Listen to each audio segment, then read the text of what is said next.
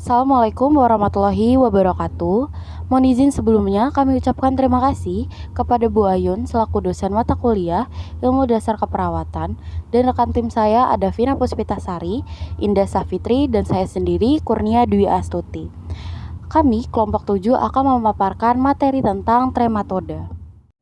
Oke, kita kenalan dulu ya sama si trematoda ini. Jadi, trematoda ini bentuknya itu pipih seperti daun dan tidak bersegmen.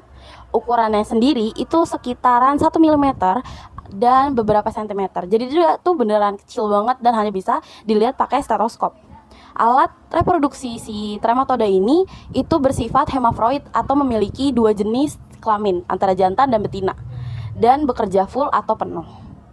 Nah, kecuali si stoma, dia itu bersifat unisex, yaitu memiliki alat kelamin dua, tapi terpisah antara jantan dan betina. Nah, cacing-cacing trematoda ini tidak memiliki rongga tubuh, sedangkan alat pencernaannya ini sudah dibentuk sebelum si trematodanya ini dibentuk sempurna, karena si trematoda ini tidak memiliki anus.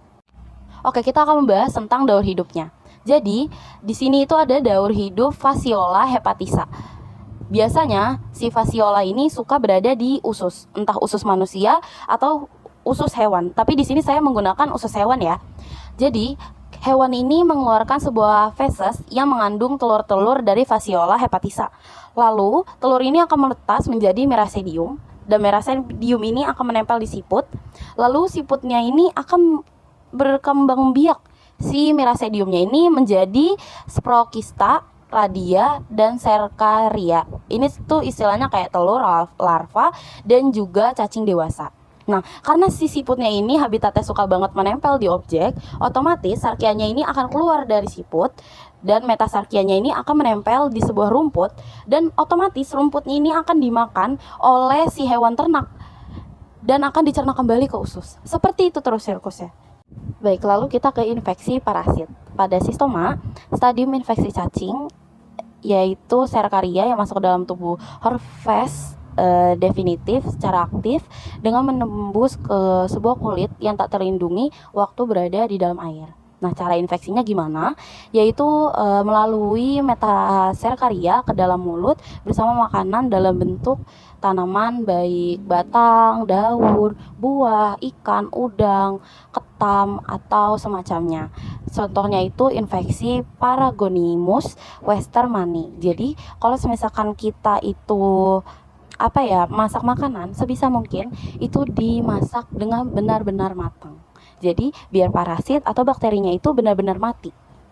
Oke, ini ada tempat hidup cacing. Jadi si trematoda ini bukan cuma di satu lingkup aja. Ternyata dia itu ada 4 tempat hidupnya. Yang pertama itu ada usus, hati, darah, dan paru. Nah, lanjut. Ini ada definisi dan istilah umum trematoda. Nah, ini sebagai gambaran aja ya guys. Jadi kayak gini nih nama-nama cacing-cacing yang biasanya ada di 4 tempat yang tadi saya sebutin. Tuh kayak gini. Masya Allah banget ya. Jadi kita lanjut aja ke pembahasan yang pertama. Oke, pada materi pertama yaitu ada trematoda usus pada cacing Phaseolopsis basqui. Nah, anatomi fisiologinya, dia ini bentuknya seperti cacing dewasa yang membentuk seperti daun pipih dengan ukuran panjang antara 20 dan 70 mm dan lebarnya itu 8 sampai 20 mm. Jadi benar-benar ya kecil gitu. Lalu telurnya itu memiliki panjang sekitar 130 sampai 40 mikro dan lebarnya itu 80 sampai 90 mikro. Jadi benar-benar kecil banget. Nah, struktur dindingnya itu tipis, tembus sinar, dan mempunyai operkulum kecil pada salah satu ujungnya. Operkulum itu kayak jaringan penutup untuk menutupi bagian yang sensitif. Nah, telurnya itu berbentuk lonjong, berwarna kekuningan. Nah, seekor cacing Phaseolopsis basqui betina ini dapat mereproduksi sekitar 28.000 butir setiap harinya. Banyak banget ya. Nah, daur hidupnya, dia ini biasanya suka banget di manusia dan babi. Infeksi pada manusia terjadi jika manusia termakan larva yang infektif di tumbuhan air. Dari sporokista matang, maka akan terbentuk radia induk yang lalu memproduksi radia anak yang selanjutnya berkembang biak menjadi serkaria. Sesudah itu, serkaria akan keluar dari tubuh siput dan siputnya ini akan berenang untuk mencari tumbuhan air yang sesuai. Lalu dia akan bertindak seperti hospes perantara yang kedua. Contohnya itu daur hidupnya kayak gini nih bentuknya. Tuh, dia biasanya itu suka banget di manusia dan di babi. Dan paling sering juga di usus. Jadi makanya kalau misalkan kita makan itu sebisa mungkin harus benar-benar matang ya guys. Oke, untuk infeksi dan gejala klinisnya, si Phaseolopsis baski ini menginfeksi manusia karena memakan tumbuhan air mentah dalam keadaan segar yang mengandung metasarkia yang infektif. Jadi benar-benar kayak makanannya itu baru diambil tanpa dicuci terlebih dahulu. Nah, keluhannya itu biasanya itu kayak absorpsi usus. Bisa jadi mual, muntah, atau dia itu kayak susah untuk buang gas dan BAB. Diagnosanya itu kayak pemeriksaan tinja untuk menemukan si cacingnya ini yang dapat dijumpai cacing dewasa pada muntahan atau di dalam tinja si penderita. Pencegahannya itu bagaimana? Yaitu seperti memutus rantai daur hidup si cacing dengan cara memberantas siput yang menjadi herpes perantara pertama. Baik, ini adalah pengobatan untuk si penderita. Jadi si penderitanya ini bisa menggunakan obat paraziquantel atau niclosamide. Oke, kita lanjut ke trematoda usus dengan cacing heteropias. Nah, anatominya itu, dia itu bentuknya itu sangat kecil, sekitaran 1,3 mm dengan lebarnya itu 0, mm. Nah, cacingnya ini berbentuk piriform, yaitu bentuknya kayak buah pir. Warnanya agak kelabu. Cacing dewasanya ini mempunyai kutikulum berduri halus seperti sisik. Nah, untuk telurnya, dia itu mempunyai penutup atau operculum. Nah, telurnya ini berdinding tebal dengan ukuran 29 mikro dan panjang sekitar 16 mikro.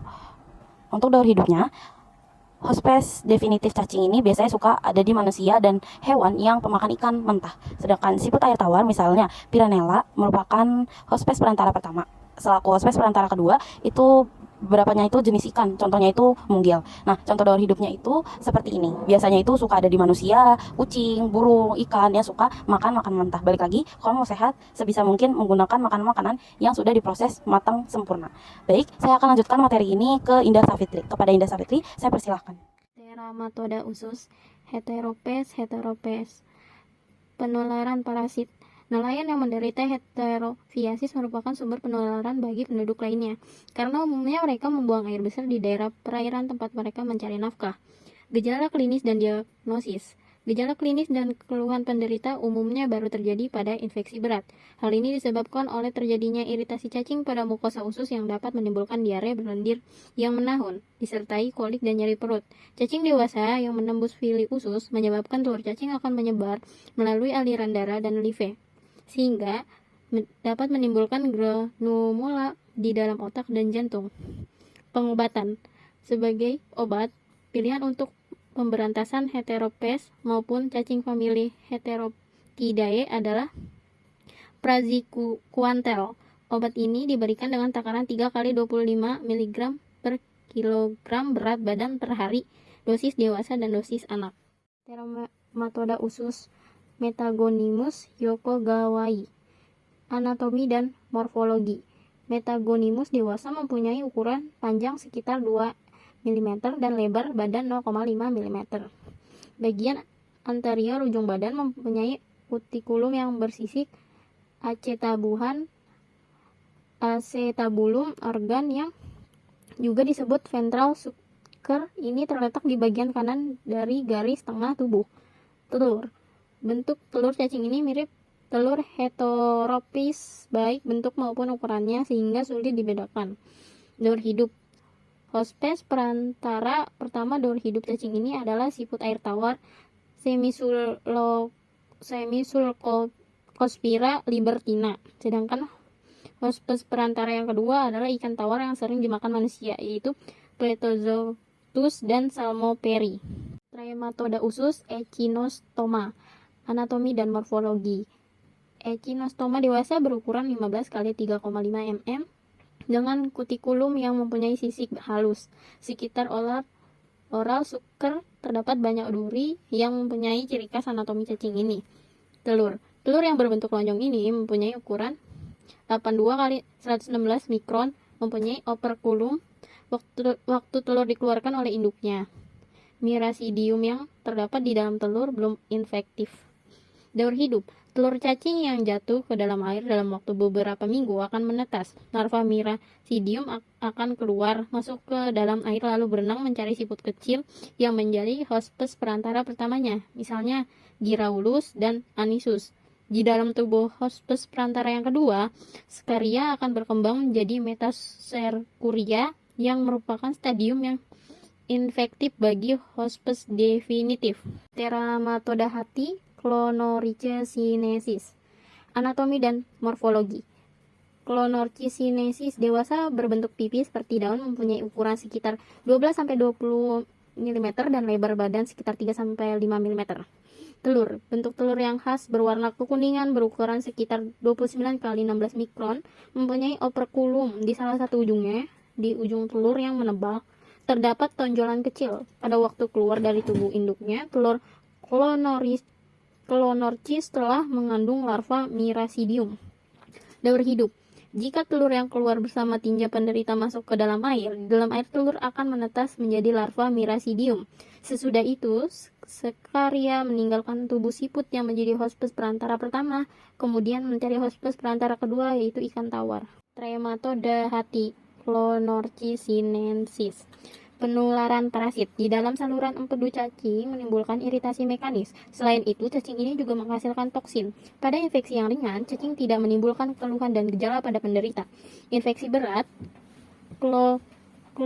Clonorchis sintetis dapat menimbulkan kelemahan badan, penurunan berat badan, anemia, edema, asites, petagomeli, dan diare. Gejala klinis dan diagnosis. Jika di daerah Endemis Clonorchiasis yang penduduknya mempunyai kebiasaan makan ikan mentah, ditemukan hepatomegali pada seorang penduduk. Terjadi infeksi dengan parasit ini harus dipertimbangkan. Pengobatan. Obat pilihan untuk mengobati penderita Clonorchiasis adalah praziquantel dengan takaran 25 mg per kilogram berat badan 3 kali sehari selama 1-2 hari, atau 40 mg per kilogram berat badan. Obat ini diberikan dalam bentuk dosis tunggal. Selain itu, dapat diberikan albendazole dengan dosis 10 mg per kilogram berat badan diberikan selama 7 hari. Trematoda hati, Opistorchis. Anatomi dan morfologi. Opistorchis dewasa berbentuk seperti pisau bedah lancet dengan panjang badan antara 7-12 mm dan lebar badan antara 2-3 mm. Telur Opistorchis berbentuk mirip telur Clonorchisinensis, berukuran sekitar 30 mikron dikali 12-16 mikron dan 26 kali 13 mikron. Telur ini telah mengandung embrio di dalamnya. Daur hidup. Selain manusia, anjing, kucing, dan mamalia pemakan ikan lainnya merupakan hospes definitif cacing ini. Di dalam tubuh siput, telurnya yang tertelan akan menetas menjadi larva Miracidium yang kemudian berkembang menjadi larva Cercaria. Di dalam tubuh ikan, Cercaria akan berkembang menjadi Metascaria yang infektif. Pola hepatica, anatomi dan morfologi. Fastola hepatica dewasa mempunyai ukuran panjang tubuh antara 20 dan 30 mm dan lebar badan antara 8-13 mm. Bentuk cacing dewasa pipis seperti daun yang mempunyai tonjolan khas di daerah anterior cepalicon sehingga memberikan gambaran seperti bau solder. Telur. Bentuk telur cacing lonjong mempunyai operculum ukuran panjang antara 130-150 mikron dan lebar 63-90 mikron. Telur keluar dari tubuh hospes definitif, telur belum berembrio dan tidak infektif. Daur hidup. Hospes perantara yang kedua adalah tanaman air atau rumput yang menjadi tempat berkembangnya kista Metacercaria yang merupakan stadium infektif cacing ini. Setelah menetas, Miracidium akan berenang mencari siput yang menjadi hospes perantara pertama. Jika manusia termakan stadium infektif yang terdapat pada tumbuhan. Trematoda hati, Fasciola hepatica. Penularan parasit. Fasciola hepatica dewasa dapat menyebabkan keradangan pada saluran empedu, menimbulkan atrofi pada parenkim hati, dan kemudian dapat terjadi sirosis. Pada usus, cacing muda mengadakan migrasi ke hati yang dapat menimbulkan lesi ektopik di dinding usus, jantung, bola mata, paru, dan jaringan di bawah kulit. Gejala klinis dan diagnosis. Pada penderita fasiolis terjadi hepatomegali disertai sindrom demam eosinofilik. Untuk menegakkan diagnosis, pasti terjadi infeksi dengan Fasciola hepatica harus dilakukan pemeriksaan tinja dan empedu penderita untuk menemukan telur cacing yang khas bentuknya. Pemeriksaan serologi misalnya uji efikasi komplement atau tes intradermal dapat dilakukan untuk menegakkan diagnosis fasiolasis hepatica. Pengobatan praziquantel juga bisa diberikan dengan dosis 25 mg per kilogram berat badan 3S sehari atau diberikan sebagai dosis tunggal sebesar 40 gram per kilogram berat badan selama 2 hari. Selain itu, isvenensin hidroklorida sebanyak 40 mg setiap hari selama 18 hari melalui suntikan intramuskuler dapat digunakan untuk mengobati infeksi cacing ini. Diklorofenol juga dapat digunakan untuk mengobati infeksi Fasciola hepatica. Baik, di sini ada trematoda hati, Dicrocolium dendriticum pertama. Anatomi dan morfologi. Bentuk cacing dewasa seperti pisau bedah atau lancet. Ukuran panjang badan cacing sekitar 5 mm sampai 15 mm, sedangkan lebar badan antara 1, mm sampai 2,5 mm. Yang kedua, warna telur coklatan berdinding tebal dan mempunyai operkulum telur cacing yang berukuran 38 sampai 45 mikron kali 22 sampai 30 mikron, mengandung mirasidium yang sempurna di dalamnya. Yang ketiga, daur hidup. Sebagai hospes definitif utama di Crocolium dendriticum adalah domba, sedangkan manusia jarang terinfeksi cacing ini. Hospes perantara pertama cacing ini adalah siput darat, misalnya Cochlicella dan Abida, sedangkan yang bertindak sebagai hospes perantara yang kedua adalah semut, Formica fusco. Jika telur yang keluar bersama tinja penderita dimakan siput darat, telur akan menetas larva Mirafidian di dalam tubuh siput. Baik, di sini ada trematoda hati di Crocolium dendriticum. Pertama, gejala klinis dan diagnosis. Karena kerusakan mekanis dan toksis yang terjadi pada hospes sangat kecil, maka keluhan penderita dan gejala klinis sangat ringan, berupa gangguan pencernaan, kembung, muntah, kolik empedu, diare, atau konstipasi kronis. Untuk menetapkan diagnosis harus dilakukan pemeriksaan tinja untuk menemukan telur cacing yang khas bentuknya. Yang kedua, pengobatan. Praziquantel diberikan dengan dosis 25 mg per kilogram berat badan yang diberikan 3 kali sehari selama 2 hari, atau diberikan dalam bentuk dosis tunggal sebesar 40 mg per kilogram berat badan.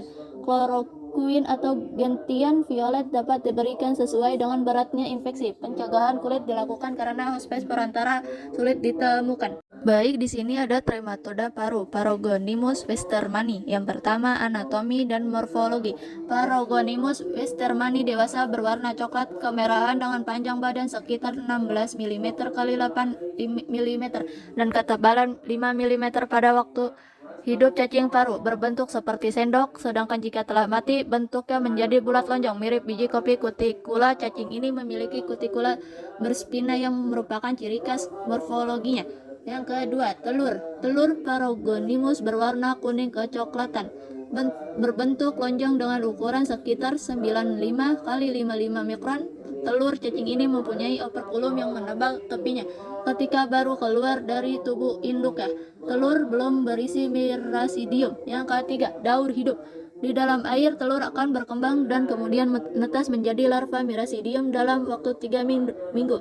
Mirasidium kemudian akan memasuki tubuh siput dan tubuh menjadi sporokokista, lalu menjadi redia, dan akhirnya berkembang menjadi serkaria. Larva serkaria kemudian meninggalkan tubuh siput melalui badan ketam atau udang batu dan berkembang menjadi metaserkaria yang infeksi.